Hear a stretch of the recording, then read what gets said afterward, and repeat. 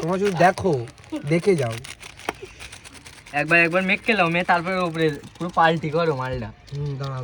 দাঁড়া একবার পাল্টি করো। এটা কি বলো তো? এটা তেঁতুল। বোঝো তো জিনিসটা?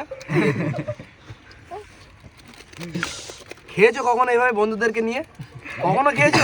কখনো খেতেও পারবে না, তোমরা গরিব। এই কি করতে হাবিব জিনিসটা? তুই নষ্ট হয়ে গেছে জিনিসটা। এই দেখ কি করে দিস নে यार, টোটালি খাওয়া যাবে না। পানি আন। বড় ময়দা হয়ে গেছে, ময়দা হয়ে গেছে। ভাই খাওয়া যাবে না। তেল দিতে হবে।